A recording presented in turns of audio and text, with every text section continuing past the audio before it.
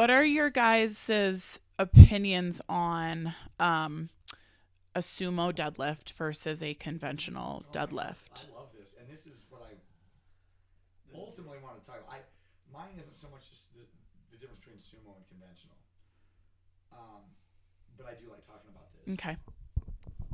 I know Uh, you want to talk about the grips too. I Yeah, that's the big one. But for me, the difference between we talk shit about sumo. I know. It's not just us. I think it's been a thing. It's a thing. It's just a thing. Conventional deadlift is the legitimate way that you're supposed to do it. hmm Should be, but there are people that sumo deadlift. I the common misperception is that sumo is easier than conventional. Right. So you can lift more doing sumo than you can conventional. But You would say it's a myth, though. You don't believe it's accurate. Okay. yeah, because if that were the case, then the biggest deadlifts on the planet would be sumo deadlifts. Okay. But they're not. But they're not. The biggest deadlifts, the greatest weight pulled on the planet Is conventionally. Yeah. Okay. So that leads you to believe that conventional is easier than sumo. Should be. I feel like. Well, let's first talk what is sumo. Yeah, yeah. So first, what's a conventional deadlift? Now, I think Jairo is probably the best because Jairo trains competitive lifters for the deadlift. Well, the conventional is going to be narrow stance, feet about a foot apart from each other, parallel. Well, maybe a little open if you get into specifics, but basically knees inside of the arms, right here, and your sumo. The opposite, wide stance, toes pointing out, about 45-degree out, depending how wide you go, and the arms are inside. So that's it. Yeah, it's just like a narrow squat or a sumo squat, which for some reason those they don't get talk shit about. No. It's just if you say I'm a sumo squatter, that's a good point, actually. Because we have a guy in the gym that lifts sumo. He's a good close friend of ours, and we love him. Yeah. But and he's strong AF. He's very strong, but we let him know. We let him know. Although it might have been a 500 pounds deadlift, it's still a sumo deadlift. Aw, poor Ryan. It's unfair to him, but we will never let that go. You know. Fucking impressive. Yeah. It's I don't know. I don't know who started that. I don't know why. But some people I've had that just cannot do conventional. Well, I honestly, because obviously as a runner, I work with a lot of runners. That's, my niche at the gym.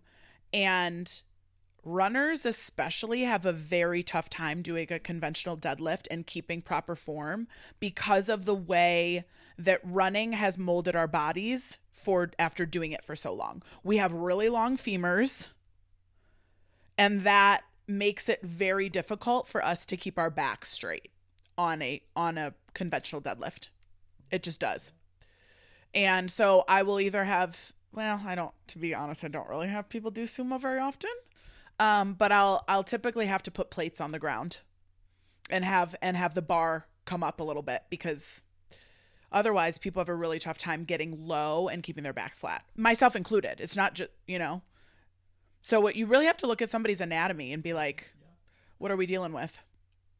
And then looking at all the different ways that you can deadlift. There's the sumo, there's conventional, there's Romanian deadlift. Yeah.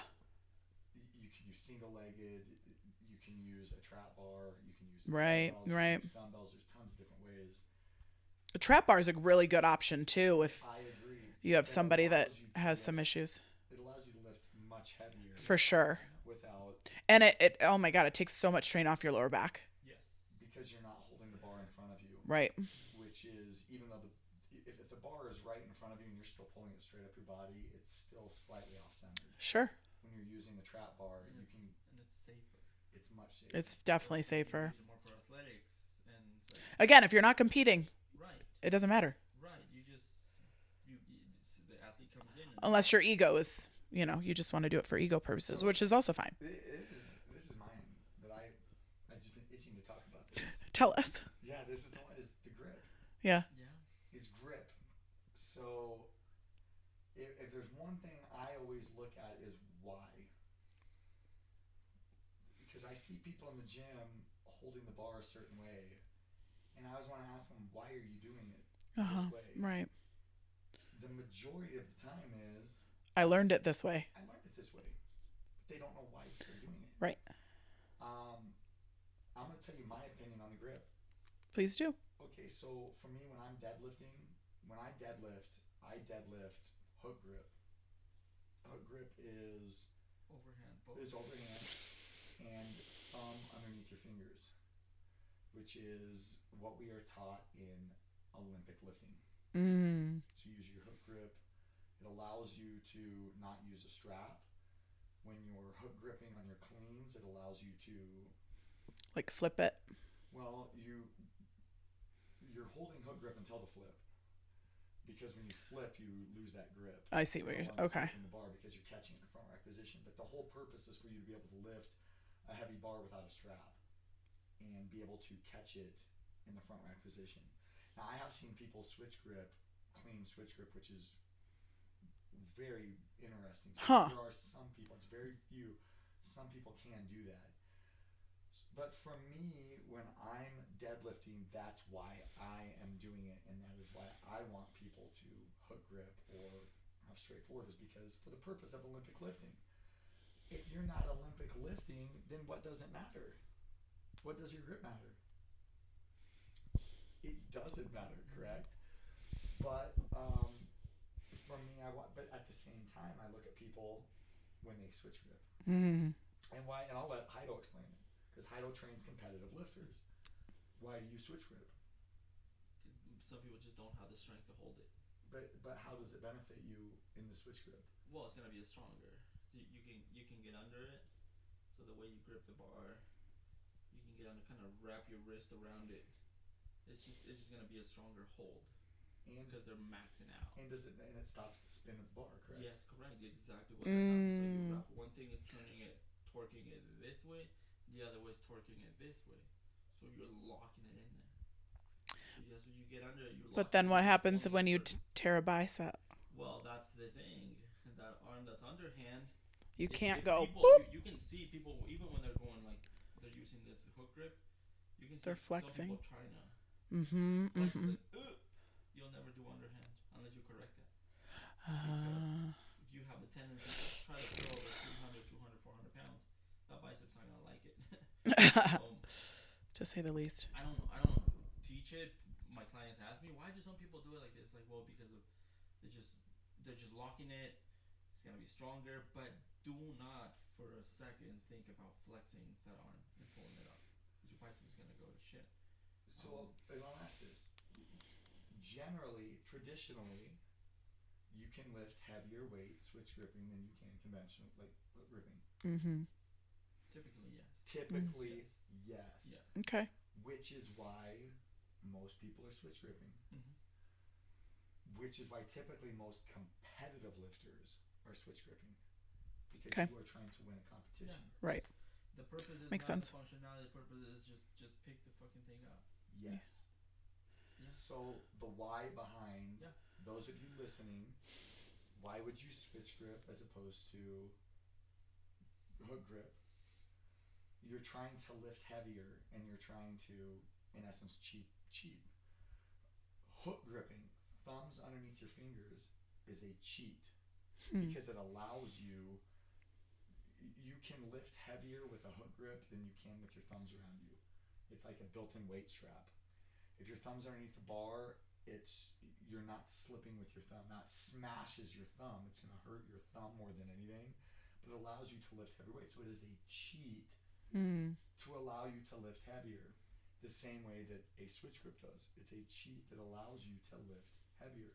So if you're competitive lifting, you recommend that people are going to, whatever can get you the bar off of the ground more efficiently, then that's what you're going to train, right? Yeah. That's the why. Now I'm going to say this. If you are just in the gym and you are just lifting weights and you're trying to be more functional, you're trying to gain strength in your grip, I would recommend not using straps, not using a hook grip, Absolutely. not using a switch grip. If you're trying to build your strength, your balance of your body, I would recommend doing it correctly without using any cheats. Yeah. Don't use a strap. Don't use in my opinion, don't use a belt. Drop the weight down. But if you're trying to lift real fucking heavy and you're trying to get to that next level, then you do it whatever works for you that gets you up to there, if that makes sense. Yeah, same with training with belts. Ooh. How many times have you been?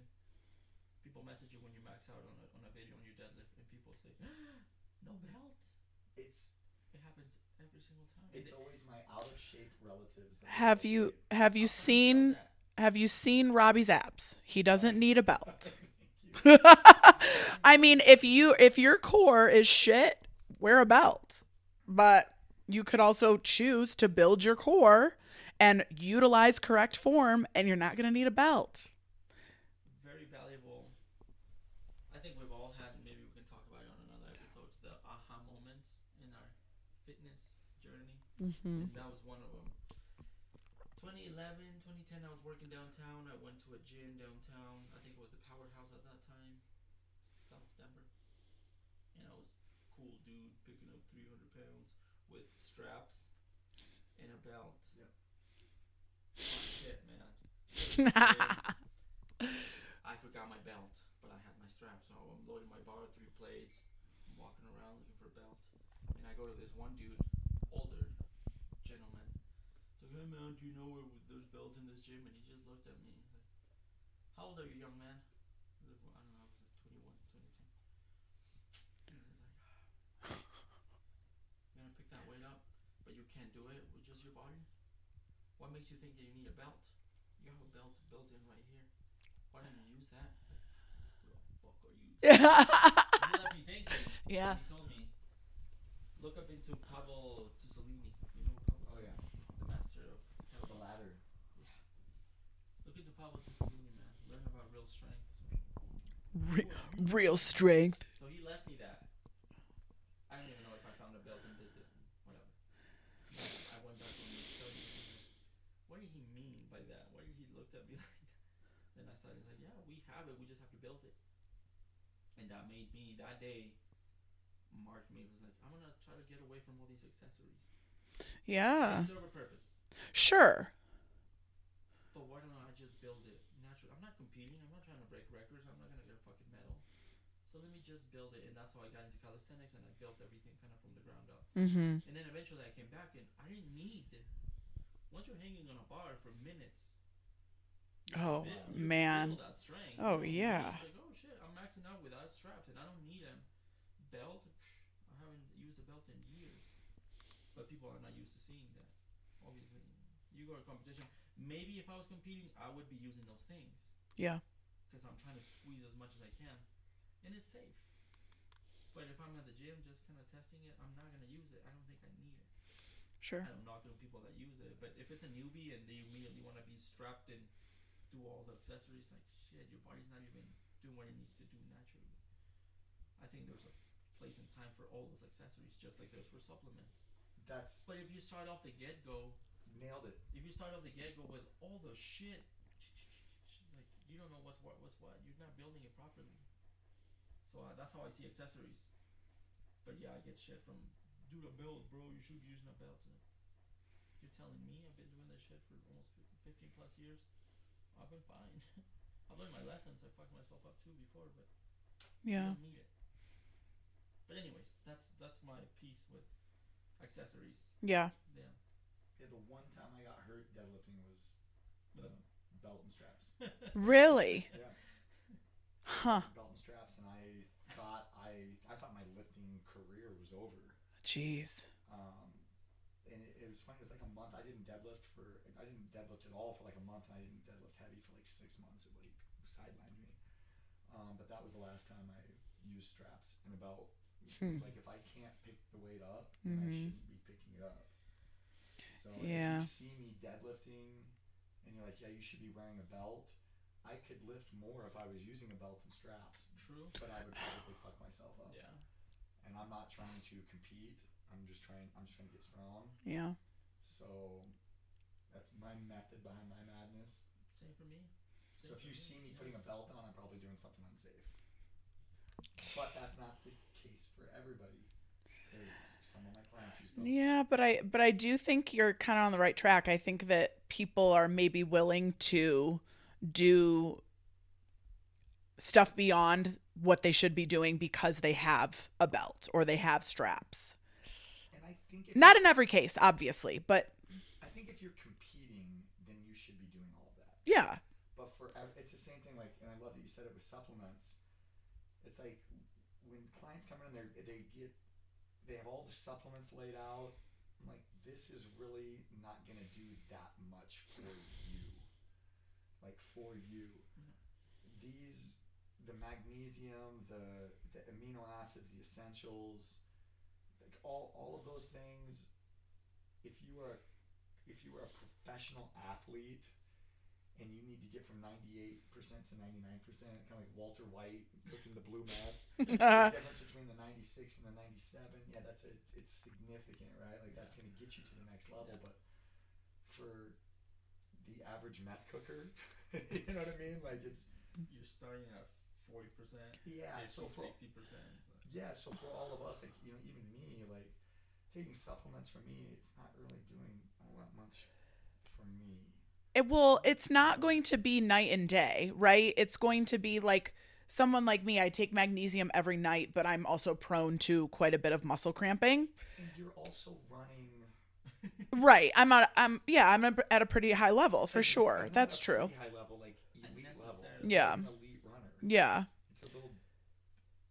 Yeah, I see what you're saying. But I mean, like things like electrolytes. Everybody in Colorado, period, should be taking electrolytes, right? Like things, but is that electrolyte going to take your performance from, 75% to 85%? No. Are you going to feel better every day? Are you going to be more hydrated? Absolutely. But you should not be, the things you need to be concentrating on more than, gosh, what can I go buy at GNC, is what are you putting in your body every day in the form of food? How much are you sleeping? How much are you exercising? Are you getting 10,000 steps a day, right? If you're putting way too much attention into the supplements and not everything else, that's your problem. Yes. Is the placebo effect real? Yes. Oh, yes. For fucking sure. And I was that guy. I was spending the hundreds every fucking month on the color pill, the new capsule, the new powder, and they're so expensive. Hundreds of dollars wasted. Oh man, I feel it. I feel what? I still look like shit, and I still can't perform the way I did if I was eating right. I was spending so much money on branched chain amino acids. I talked about those a couple episodes ago. Yeah. So many of those, and then you realize it's in your that you just need it. Yeah. Or real food. Yeah. Or. Yeah, 100%. Yes, 100%. For me back then, I was taking lots of protein powders. Okay. Protein powders was my. Well, those got pushed so heavily a few years ago. It was like everybody had to be drinking protein powder, or else you were out of it. Yeah. And I can't tell you the last time I took a scoop of protein. I was going to say, I don't ever see you with a protein shake. Yeah, I can't remember the last time. I see you with fucking salmon instead every goddamn day. Smell We smell the salmon. Yeah. Just eating it straight out of the can. I can tell you the only time that I will take a protein powder is if I'm unprepared. Which they're good for that, right? Like they're very good for convenience. Yeah, I'm late. I don't have time to eat. Yeah. I'll take a scoop, but that has been months. I'm like that too. I have like 3 big bags of protein powder in my house, and it's just been sitting there. Yeah. They are expensive. I mean, that's the supplement industry is very good at pushing things onto people that people don't necessarily need at a high price point and making you think you need them. It's a multi-billion-dollar, maybe even trillion at this point, industry for a reason. Unregulated industry. And yes, an FDA does not regulate supplements. You do. That's a whole other discussion. No, most of the supplements that you get, you don't even really know what is in there. Like if it says 25 grams of protein, you don't really know if you're getting 25 grams of protein because there's no regulation on it. Yeah. Some of them have different agencies that will check, so you can see like they'll have a check mark on the side that shows you like what agency. But even those are it doesn't even, who even knows what they are, what who they report to. So true. Yeah. It is a. It's a lot of it is just fucking snake oil, man. I talked about this a few episodes ago. The one episode that I recorded by myself, I talked about all the supplements that I take, and I spoke specifically on the experience I have had of taking bad supplements or taking supplements that weren't potent, and how I took iron, like a certain brand of iron, for like a year, and my ferritin was the lowest of the low. It was like 14, and I was trying to get it up to like 60 or 70, right? And I took this one brand of iron for a year, and I got my ferritin up to like 22. And then I switched brands because I realized that this brand like I wasn't absorbing it. It wasn't a good brand. And within 2 months, my ferritin shot up to the 50s. So they're really, and they say this about fish oil too. Like a lot of fish oils are really, yeah, or they have so many fillers in them that you're not absorbing it. But if you go get like a Nordic Naturals and of course spend $40 a bottle, you're going to actually absorb it. And I'm sure there's people taking the fancy stuff, spending the hundreds, but they didn't even need it in the first place. Yeah. Fish to... Totally. And you should be getting blood tests. You should not be just blindly taking these vitamins and minerals. Like you go to Costco and you buy the fucking family size, jar of vitamins for everybody. Yeah. I think you're doing good. Well, I'm doing something good for me. Yeah. And a disclaimer too, just to talk about you a little bit. Amy, her supplement use, it's different because you're an elite athlete. Yeah. Like, and I don't mean this derogatory against me. I know, like, people look at me and people think it's like, oh, you're very strong. And if you come to the gym, I'm one of the weakest people of the strong people. The people that are really strong at the gym, I'm at the very low end. You are a elite competitive runner. Yeah. So you taking supplements and right. It does affect you. And for sure. It does get you to the next level. That's a good point. Right. Like I noticed that my iron was low because instead of going out and running 8 miles at 7:30 pace, I was running 8 miles at 8:30 pace, which for most people 8:30 pace is like, oh, they're very happy with that. For me, I'm like, this is why do I feel like shit and why, you know what I mean? And that is something, because I know what level I'm supposed to be at. That was something I noticed, and not everybody's going to have that experience.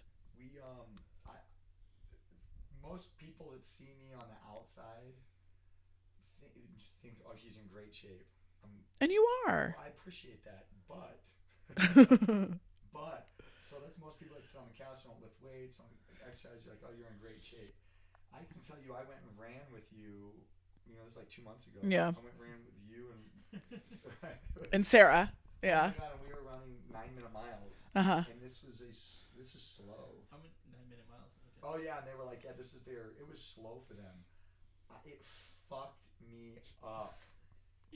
That was the fastest. I was running, so I could not believe the damage that was doing to me. We got back to the gym and I was drenched in sweat. My legs were cramping up. And you two were like, okay, we're going to go run another 6 miles. And then you left me because I couldn't keep up with you. Oh, God. It's all subjective to me. Yes. I'll tell you this. I was at Smartwool. Yeah. So I was at Smartwool a few weeks ago. And they asked me to go. Guys, Robbie's a model. No, but he actually is. They go, so do you run? And I go, well, yeah, I mean, I'm not a runner. But they go, well, how often do you run? And I go, I run like 4 to 10 miles a week. And they go, oh, you're a runner. I was like, no. Because the runners will laugh at me when I say that. You run 4 to 10 miles? No, that's not running. But to people that are sitting on their couch that don't run. Sure. Oh, yeah. 4 to 10 miles a week is a lot. Yeah, absolutely. That's your warm-up. That's true. Yeah. Yep. All subjective. Yeah, and then the other one, just getting back to the types of grips, because you brought up the bench press, and I'll just be real brief on this. Yeah. Why are you bench pressing? Why are we bench pressing with the bar? Well, because you're supposed to, you can handle more weight. It's more stimulating for the chest. You can handle bigger weights, but I don't think the Stability. average person can benefit a whole lot I from it. agree. Anybody, I bench press once a week. It probably fucks me up more than it does any good for me. Probably. If you're my client, you know that I don't teach bench press because I don't. Because what's the purpose? I mean, there's here shoulders. I would say 90% of the people I see have some sort of shoulder thing going on. Our shoulder joint is the most unstable joint in our body. Bench pressing in that position isn't great for our shoulders. At all. And why? Because the bar is straight. When you move down, your shoulder is moving through. It's Right. natural. So what are other options? Dumbbell press. And what do most bodybuilders are not bench pressing? No, they might do it. No, they might do it just for the show. Just like, It's mostly dumbbells. Not very. Yeah, or the machine press, cable press. Yeah. Lots of cables, lots of flies. They can get more range of motion, deeper stretch, Mm-hmm. and better flexion at the top. We've got a big heavy lifter at the gym, and he doesn't use the straight bar. He uses the bar, the specialty bar you got. Yeah, the 45, Which uses different, the straight bar, the camber bars. the Yeah. camber bars, which allows you to Right. Yeah. not put your shoulder in a compromised position. Correct. Yes. Floor presses. Mm-hmm. You use those a lot. I see Yeah. you're always having your Safer. clients use those. I love a floor press. Floor It's presses. It's just different means of press because pushing is still beneficial for your body. yeah. So let me make it clear, when I'm saying the bench press is not beneficial, you're still building strength, but pushing is what you're looking for. You're very rarely going to find yourself in a position in life where you're pushing weight in one position off of you. If you let's say you were trapped underneath rubble and you're pushing weight up off of you, you're not going to bring your hands to the side, position your hands evenly through. You're pushing probably straight through your chest to get stuff off of you. Yeah. So I am not saying that pushing is not beneficial for you, but the bench press, and I have my clients bench press all the time. Well, and people certainly will want that too because they know it's one of the main lifts. They want to track their progress. They're going to be people you get, and if somebody asks, "Hey, I want to improve my bench press," you should absolutely do that for them, right? Totally. I've thrown it in there once in a while, but another thing that I've done is focus more on heavy dumbbells, and then we go to the bench press, and it's like you have a pretty good bench press now that you're building. Right. Because that transfers here, but this doesn't transfer there. Yes. Kind of like single leg movements. If you get a good fucking a good single leg squat or skater squat or pistol squat, you go to your squat or your leg press. All of a sudden you're stronger. So, Yeah. And it was safer to train over there. So many reasons, but definitely if you're competitive, then you have to do it. You just throw a bunch of variations of bench press. Mm-hmm. And then just back to the theme. There's just no right or wrong. Yeah. Just programming, I think it might be too early for that exercise. Yeah. You might not get any benefit from that exercise for where you want to go. But it wasn't wrong. And that's I think where a lot of people think that they're doing. They need to do everything that everybody else is doing. On the Instagram. Ooh, doesn't help. And let's bring this up too. Squatting for depth. Ooh. Like squatting for depth. Good convo. Good convo. Yeah. Yeah. We always make fun of Joel Seedman.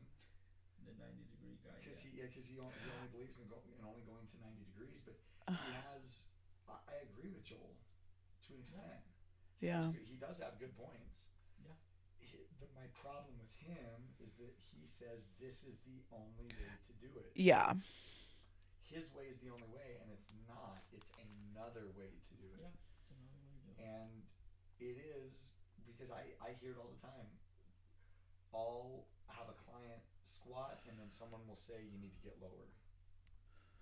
And I always ask them, why? Mm. Why do you need to get lower? Yeah. What does it matter? What does it really matter? Because to me, the only reason that you should be asked to grass in a squat is if you're training competitively.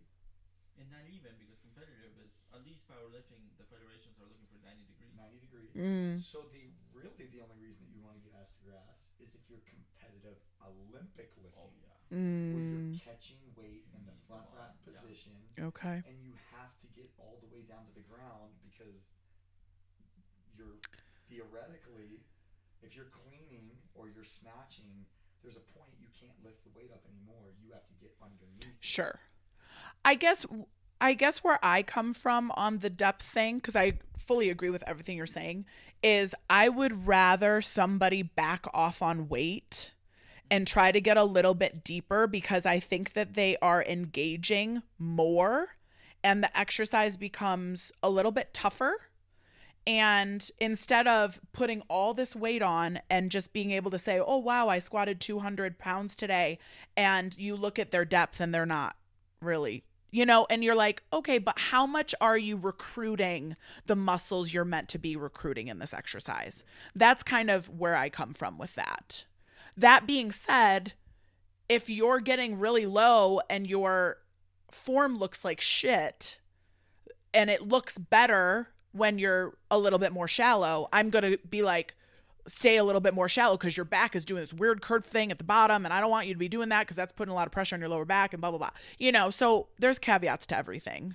The goal should always be progressive overload in everything that we do. Right. Progressive overload is just, it's defined really as increasing weight, reps, Sets, tempo. sets, something that you're increasing every time you're overloading your system. Yep. You increase every time.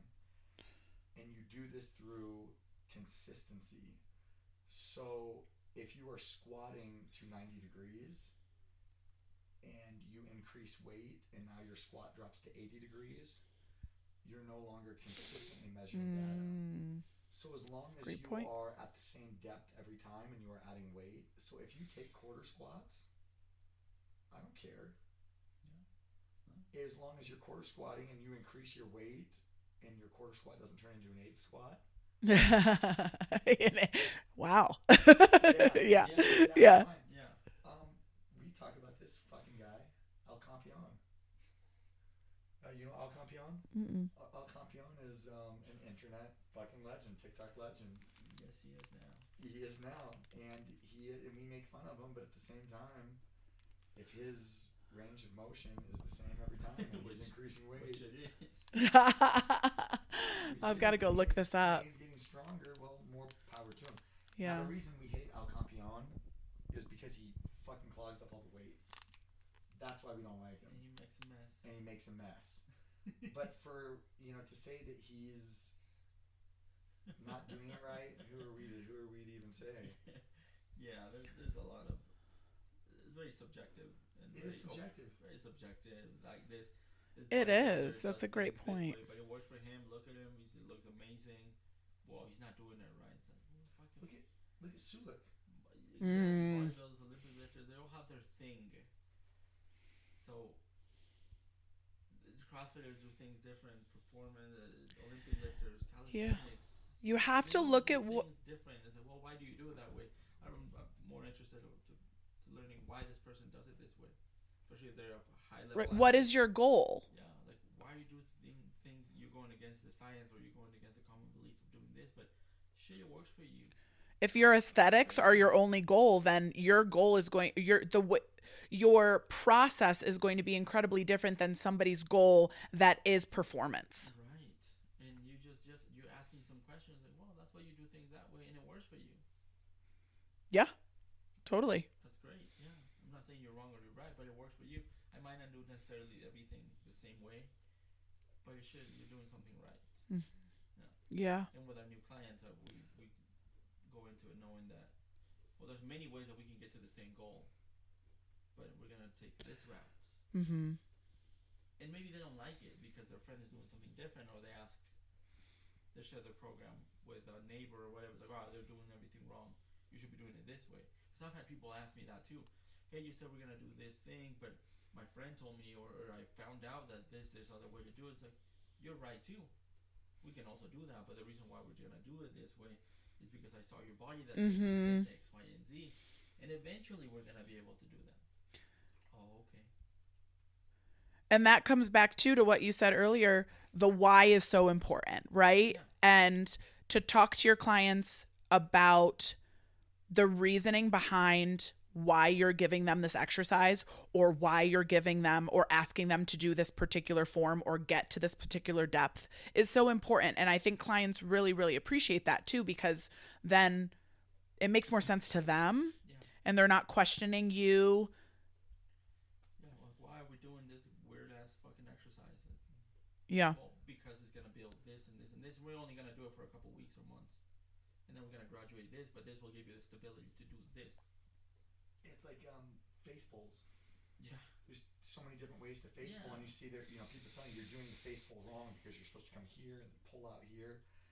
Really, the only right or wrong face pull is if you're bodybuilding and you're going into a competitive event and you're trying to rip up your back. This is a different pull than this, which is a different pull than this. You're hitting different parts of your back, so you've got a trainer that's trying to get you to hit this strand of your delt. Yeah. Every Woo. belt is very specific. But for most of our clients that come in and have 30 minutes to hit their back, Yeah. we're trying to get you to pull as many muscles. Such a good point. Yeah. Such a good point. When you look at TikTok and Instagram and they say, "Oh, you're doing this wrong," well, you're not really doing it wrong. It's just you're not bodybuilding. Yeah. You're not bodybuilding. We're not gonna spend 40 minutes hitting one small muscle from all the angles because you don't fucking need it. Yeah. We're trying to use your.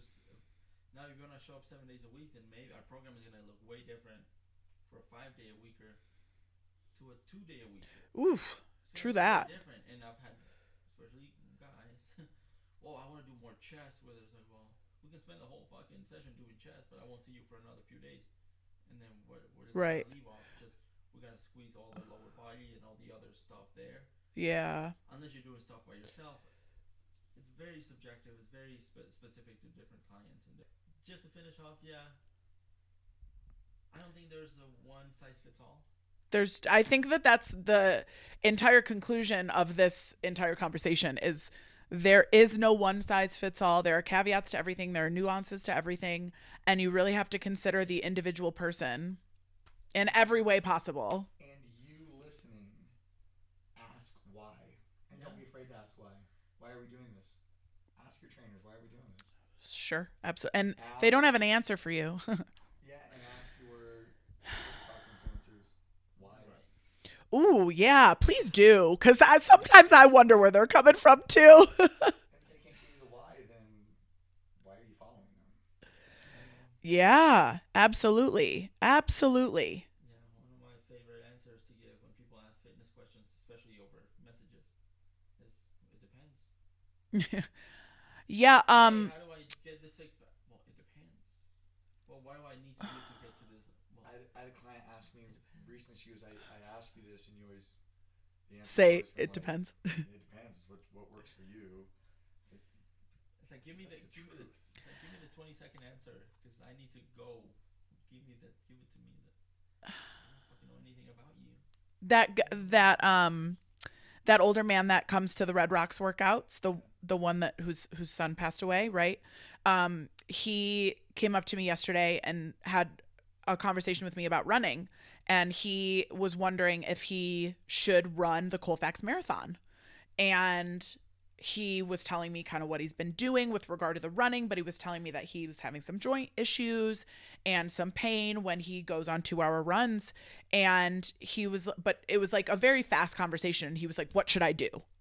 And I was like, it really would be tough for me to give you an answer knowing only what you've told me today, right? Like, it's very difficult for me to come up with an answer for you. Like, I need more information. I'm not your coach. I haven't looked at your training, And I think that that's often, unfortunately, like it would almost do you a disservice for me to give you a very concrete answer right now. Yeah, and a lot of people, especially on the messages, or you invite them for a consultation, let's just talk. There's gonna be a phone call. There's gonna phone Totally. Call. It's like, well, you just want to sell me on something. It's like, well, I just need information. Yeah. If you really want the help, then just do a free consultation, an assessment, or whatever you want to call it. Because giving you the 10 points on how to get a six-pack of how to get stronger might not even apply to you at all. Sure. So I don't know what the fuck you're doing. Yeah. Yeah. So it's so broad, but unfortunately, there's a lot of people out there that have all the answers like that. Do this. Just do more of this. Just do more of that. It's like, no, sounds easy. Mm-hmm. Yeah. All right. Thank you guys for tuning in for another episode of Gym and Tonic. We will be back in 2 weeks. Cool? Yes. Thanks, guys. Thank you.